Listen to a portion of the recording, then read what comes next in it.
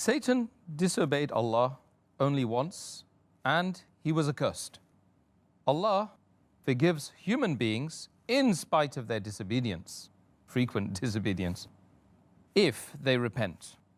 Will Allah forgive Iblees if he repents today?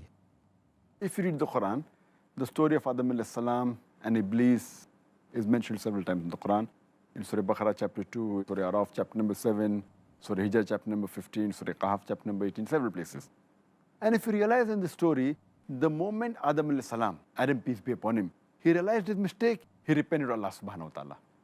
And Allah immediately forgave him. And Eve, both of them, may Allah be pleased with them all. But if you note the story of Iblees, it's mentioned in Surah Araf, chapter number 7, verse number 14. When Iblees disobeyed Allah subhanahu wa ta'ala, Allah says that we said to the angels, bow down to Adam. All bowed down illa Iblees, except Iblees. Mentioned Surah Baqarah chapter 2, Surah Araf chapter 7. But instead of repenting to Allah subhanahu wa ta'ala, Iblees says in Surah Araf chapter 7, verse 14, that give me respite till the day they are raised up. That means respite means, please delay my punishment. Give me respite and see what I do. He challenges Allah subhanahu wa ta'ala, that I challenge you. So Allah says in Surah Araf, chapter number 7, verse number 18, He gives them respite and says that all those human beings who follow you, I will fill hell with all of you. And as far as Iblees repenting, here the question doesn't come, because Allah further says in Surah Hijr chapter 15, verse 34, that he is the accursed one. That Allah has the knowledge of the future, of the unseen. So Allah knows in advance that this person, he will never repent.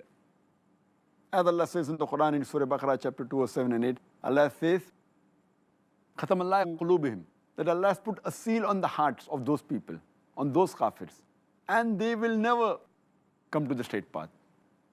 And similarly, we have examples of Allah predicts even about Abu Lahab, that he was one of the staunchest enemies of the beloved Prophet.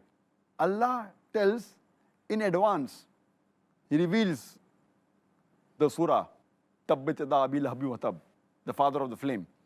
He was one of the staunchest enemies to the Prophet. And he says that he will never accept Islam and he will burn in hell. It was a prediction. All he had to do to prove the Quran wrong was to say that I am Muslim and say the Shahada. 10 years he had the opportunity, he did not do it. So Allah knew they will never repent. Similarly, Allah subhanahu wa ta'ala knows that Iblees, he will never repent. So that is the reason he has said that he is to you an avowed enemy. Allah says in Surah Baqarah chapter 2, verse 168, that, Ya ayyuhallazina amanu, O you believe, be careful of the khutwatu shaitan, of the footsteps of the devil, for he to you is an avowed enemy. So with all the verses of the Quran, we realize that Iblees will never repent, and Allah knows that, therefore he is called, he is the avowed enemy of the human being, and he is accursed. So he will never repent, he'll never ask for forgiveness.